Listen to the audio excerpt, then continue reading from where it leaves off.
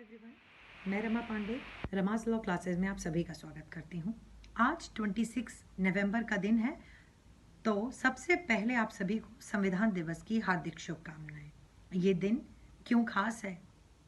क्योंकि आज ही के दिन 26 नवंबर 1949 को हमारी कॉन्स्टिट्यूएंट असेंबली ने, पूरी सभा ने हमारे कॉन्स्टिट्यूशन को अडॉप्ट किया, इनेक्ट किया और हम सभी को ये कॉन्स्टिट्यूशन दिया। अगर आप इंडियन कॉन्स्टिट्यूशन के प्रियम्बल को देखें तो आप पढ़ सकते हैं कि on this 26 day of November we hereby adopt, enact and to give to ourselves. So क्या हमने हमारा संविधान बनाया, उसे स्वीकार किया, अंगीकृत किया और हम सभी को दिया। तो क्या इसमें ऐसी खासियत है? देखिए, जिस तरीके से हम किसी फेस्टिवल को सेलिब्रेट करते हैं, किसी भी फेस्टिवल को सेलिब्रेट करने के पीछे जो भी उसके रिचुअल्स, जो भी कुछ है, हमेशा अल्टीमेट ऑब्जेक्ट होता है वेलबींग और संपन्नता को कि आगे आने वाले भविष्य में खुशियां बढ़ें, वेलबींग हो। उसी तरीके से जिस संपन्नता के लिए हम अपने त्योहारों को सेलिब्रेट करते हैं, तो 26 नवंबर का दिन किसी त्योहार से कम नहीं, क्योंकि जिस दिन हमने 26 नवंबर को अपने संविधान को अडॉप्ट किया, इनेक्ट किया, उसी दिन हमने हमारे भारत के लोगों की संपन्नता को, वेलबींग को, उनके वेलफेयर को इंश्योर कर लिया। हमने वो सभी प्रावधान इस संविधान के अंतर्गत रखे जो कि हमारे लोगों के लिए, भारत के लोगों के लिए, उनके कल्याण के लिए आवश्यक हैं। हमने उसमें उनके अधिकारों की बात की, हमने फंडामेंटल राइट की बात की पार्ट 3 में, हमने सरकार के भी दायित्व की बात की under part 4, directive principle of state policy, हमने सेंटर स्टेट रिलेशन भी बताए। हमने जितने भी कॉन्स्टिट्यूशनल फंक्शनरीज हैं वो मनमाने तौर पर काम ना करने लगे, आर्बिट्ररी मैनर में काम ना करने लगे। हमने उनको संवैधानिक कॉन्स्टिट्यूशनल प्रोविजंस के दायरे में रखा। And each and every constitutional functionary is now under the constitutional morality. They all are bound by the constitutionalism. आप संविधान के परे नहीं हो सकते। तीनों ऑर्गन स्टेट के, चाहे वो लेजिस्लेचर हो, एग्जीक्यूटिव हो या जुडिशरी हो, सारे के सारे ऑर्गन संविधान के प्रावधानों के अंतर्गत हैं। No one is above the law. Rule of law की बात हम करते हैं आर्टिकल 14 में। हम प्रोसीजर एस्टेब्लिश्ड बाय लॉ की बात करते हैं। हमने सिटीजनशिप की बात की। हमने हमारे भारत के नागरिकों को वोट देने का अधिकार रखा। हमने सरकार को रिस्पॉन्सिबल बनाया, जिम्मेदार बनाया। तो बहुत कुछ प्रावधान है जिनको कि इस वीडियो में समेटा नहीं जा सकता, क्योंकि डेफिनेटली संविधान को बनाने के लिए कॉन्स्टिट्यूएंट असेंबली ने पूरे 2 साल 11 महीने और 18 दिन का समय लिया। और उसके बाद भी अभी 104 कॉन्स्टिट्यूशनल अमेंडमेंट, इतने संवैधानिक संशोधन हो चुके हैं हमारे संविधान में और इतना कुछ हमने और ऐड कर लिया।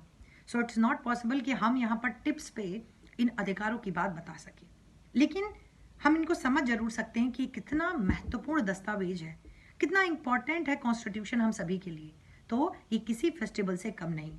एंड इट्स आवर रिस्पॉन्सिबिलिटी, जिस तरीके से परिवार के बड़े बुजुर्ग एक त्योहार के विषय में अपने बच्चों को जानकारी देते हैं। So it's our responsibility, not because of that we are the student of law, we are preparing for any competitive exams, इसलिए नहीं हमें संविधान पढ़ना, बल्कि इसलिए भी because we are the citizen of India and that constitution is made for us ना। ये संविधान हमारे लिए बनाया गया। तो जो भी जनरेशन है उसकी रिस्पॉन्सिबिलिटी है कि आगे के आने वाले लोगों के लिए इस संविधान के विषय में जागरूक करें, उन्हें बताएं कि आज हम क्यों कॉन्स्टिट्यूशन डे सेलिब्रेट कर रहे हैं।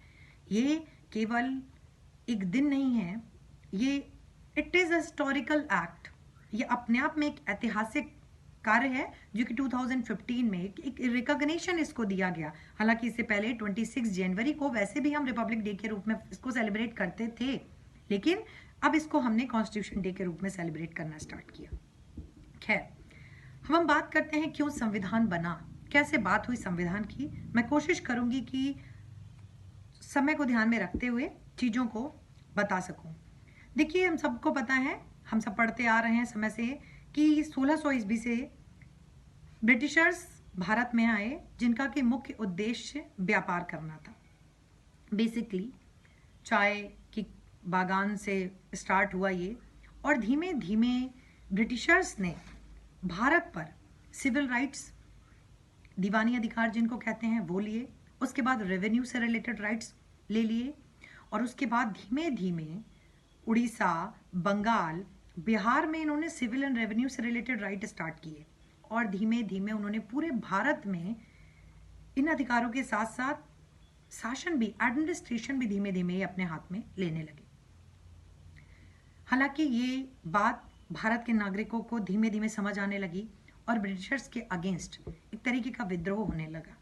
इसमें सबसे फेमस जो है, हम सबको पता है, 1857, 1857, मंगल पांडे, सबको लगभग आप लोगों को पता है, हम लोगों ने पढ़ा है हिस्ट्री में। इसके बाद बहुत सारे कांड हुए, चौरी चौरा कांड ले लीजिए आप, जलियांवाला बाग ले लीजिए, बहुत ऐसे कांड हुए जो कि लगातार हमारे अंदर के एग्रेशन को दिखा रहा था कि we are not satisfied with the Britishers, कि हम उनसे संतुष्ट नहीं हैं, इनको हमारे यहाँ से जाना चाहिए। इसी को ध्यान में रखते हुए पहली बार 1930 में पूर्ण स्वराज की बात की जाने लगी। इस पूर्ण स्वराज को 1934 में एम.एन. रॉय ने भी बात की इसकी, और एम.एन. रॉय ने पूर्ण स्वराज को इस फॉर्म में कहा कि हमारे पास हमारा अपनी संविधान सभा हो। पहली चीज तो संविधान सभा हमारी हो, जो कि हमारे लिए संविधान बनाए, और वो संविधान में उन सभी अधिकारों की बात हो जो कि हमारे लोगों को मिलना चाहिए।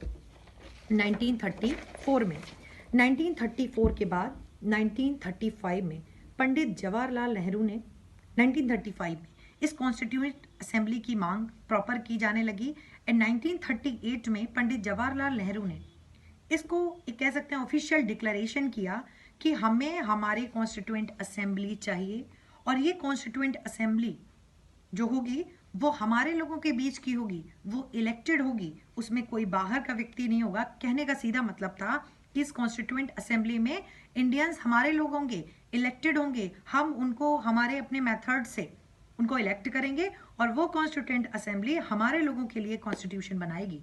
ठीक, तो इसमें किसी बाहर वाले की कोई जगह नहीं थी। 1938 में पंडित जवाहरलाल नेहरू जी ने ये अपना प्रस्ताव रखा, जिसको कि 1940 में ब्रिटिशर्स ने स्वीकार भी कर लिया। ठीक, इसके बाद 1940 में जब कॉन्स्टिट्यूएंट असेंबली की इस मांग को स्वीकार कर लिया गया, डेफिनेटली कॉन्स्टिट्यूएंट असेंबली को बनाने की बात की जाने लगी, उसमें इलेक्शन की बात की जाने लगी, और एक रफ टारगेट ऐसा रखा गया कि लगभग 10 लाख लोगों पर एक रिप्रेजेंटेटिव होगा। ठीक, 10 लाख लोगों पर एक रिप्रेजेंटेटिव होगा, और इस तरीके से कॉन्स्टिट्यूएंट असेंबली में भारत के लोगों को इलेक्ट किया गया, जो कि भारत के संविधान को रचेंगे, और वास्तविक रूप में उन्होंने भारत के संविधान का गठन किया। इस संविधान सभा के इलेक्शन को लेकर संविधान सभा एक होगी, किस तरीके से होगा, इसके लिए ब्रिटिशर्स ने 1942 में क्रिप्स मिशन भेजा, जो कि बहुत सफल नहीं रहा। उसके बाद 1946 में कैबिनेट मिशन प्लान आया, और 1946 नवंबर 1946 में पहली बैठक हुई कॉन्स्टिट्यूएंट असेंबली की। इस कॉन्स्टिट्यूएंट असेंबली में सबसे खास बात कह सकते हैं, या दुर्भाग्यपूर्ण बात हम कह सकते हैं, कि इस कॉन्स्टिट्यूएंट असेंबली में सभी जो महत्वपूर्ण इंपॉर्टेंट पर्सनालिटीज थी वो थी एक्सेप्ट महात्मा गांधी जी। महात्मा गांधी जी इस कॉन्स्टिट्यूएंट असेंबली के हिस्सा नहीं थे। दूसरी चीज, जब 1946 9 दिसंबर 1946 को पहली कॉन्स्टिट्यूएंट असेंबली की जो बैठक हुई, इसमें जिन्ना जी भी पार्टिसिपेट उन्होंने नहीं किया, क्योंकि इनकी हमेशा से मांग थी कि 2 कॉन्स्टिट्यूएंट असेंबली हो। एक पाकिस्तान के लिए मुस्लिम लीग की ये मांग थी, जिसको कि कह सकते हो जिसको कि जो हेड थे वो जिन्ना जी थे, वो एक सेपरेट कॉन्स्टिट्यूएंट असेंबली की मांग कर रहे थे, जिसको कि स्वीकार नहीं किया कॉन्स्टिट्यूएंट असेंबली ने, तो ये भी इसका हिस्सा नहीं रहे। लगभग 211 लोगों ने इस कॉन्स्टिट्यूएंट असेंबली में पार्टिसिपेट किया, और कॉन्स्टिट्यूएंट असेंबली की पहली बैठक हुई। देखिए, कॉन्स्टिट्यूएंट असेंबली ने 2 साल 11 महीने 18 दिन में कॉन्स्टिट्यूशन को बनाया। बड़ी चर्चाएं हुई, बड़ी सारी सब कमेटी थी, और जो एक कमेटी थी जो बहुत इंपॉर्टेंट है, ड्राफ्टिंग कमेटी, जिसके की चेयरमैन डॉक्टर B.R. अम्बेडकर थे। इन्होंने बड़ी सूझबूझ के साथ, बड़ी रैशनल एप्टीट्यूड को रखते हुए, बड़ी लॉजिकल उनका एप्टीट्यूड था, और उन्होंने संविधान के बहुत सारे प्रोविजंस बनाए, ड्राफ्ट किया संविधान को।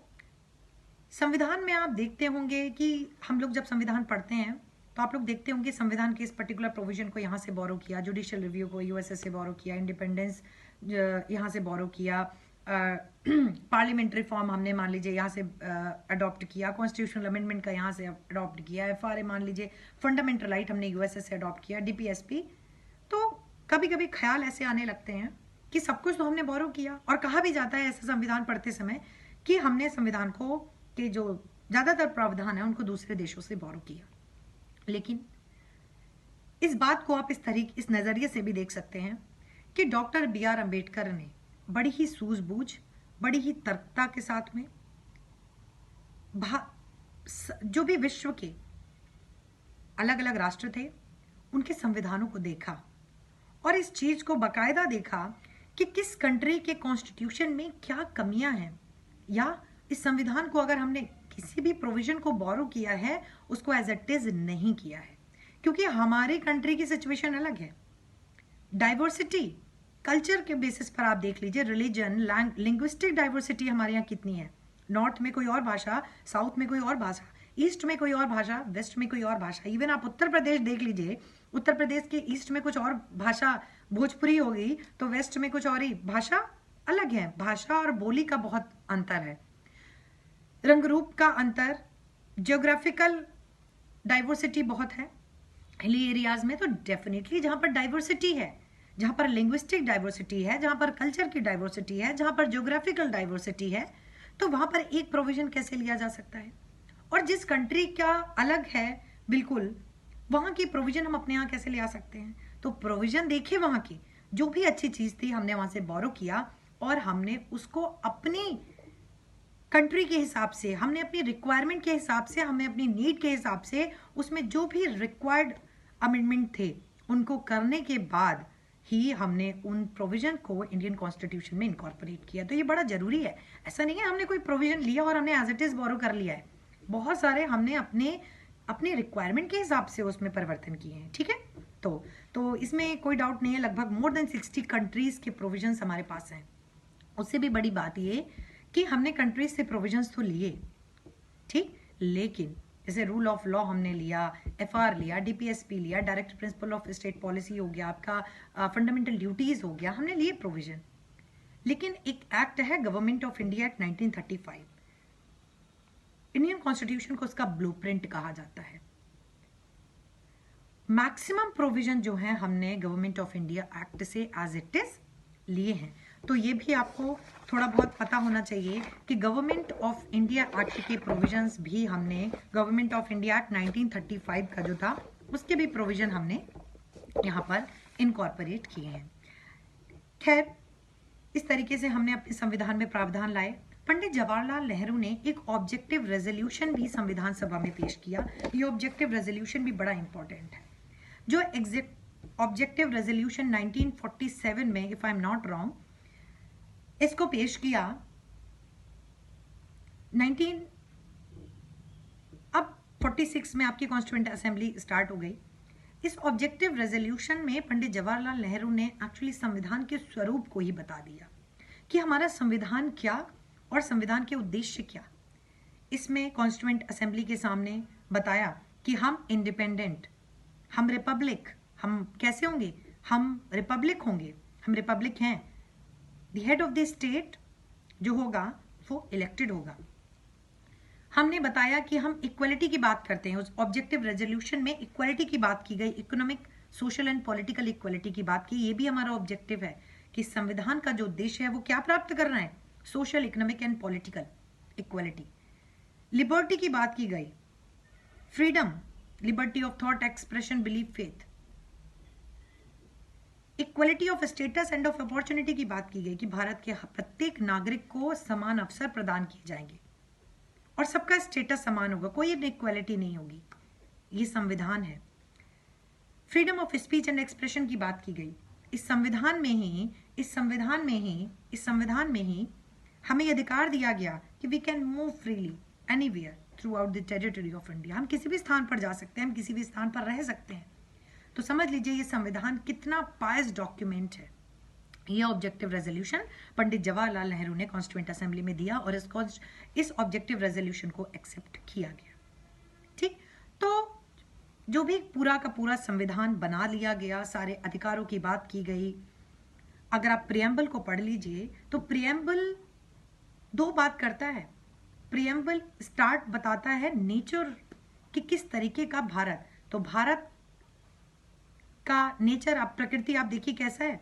India sovereign, socialist, secular, democratic and Republic, ये हमारे संविधान ने बताया। और किसी भी कंट्री के लिए जो कह सकते हैं ना कि अटमोस्ट इंपॉर्टेंस का जो डॉक्यूमेंट होता है वो कॉन्स्टिट्यूशन होता है, क्योंकि वो बताता है कि उनकी कंट्री है कैसी, वो अपने नागरिकों के प्रति, उनके सिटीजन्स के कितने अधिकारों की बात करता है। स्टार्ट कर लो, कौन से अधिकारों की बात करता है। ठीक है, एक सेकेंड, कमरे में ले जाओ। ठीक है, इसके बाद फाइनली संविधान के पूरे प्रावधानों को, अधिकारों को बताया गया और इसको कॉन्स्टिट्यूएंट असेंबली के सामने रखा गया। और इस 26 डे ऑफ नवंबर को कॉन्स्टिट्यूएंट असेंबली ने इस कॉन्स्टिट्यूशन को अडॉप्ट किया। और finally we the people of India, हम लोगों ने इसे अडॉप्ट किया, इनैक्ट किया और खुद को दिया। Means we all are bound by the provisions mentioned under Indian constitution. हम भारत के लोग, सरकारें, हर एक constitutional functionary, each and every person who is the citizen of India is bound to follow the noble principle and noble vision mentioned under our Indian constitution. So I hope कि आपने समझा होगा कि इस 26 डे की कितनी importance है। And I request to all of you, please आप इसको स्प्रेड करिए, लोगों को बताइए कि इस संविधान दिवस क्यों इतना इंपॉर्टेंट है। Thank you so much.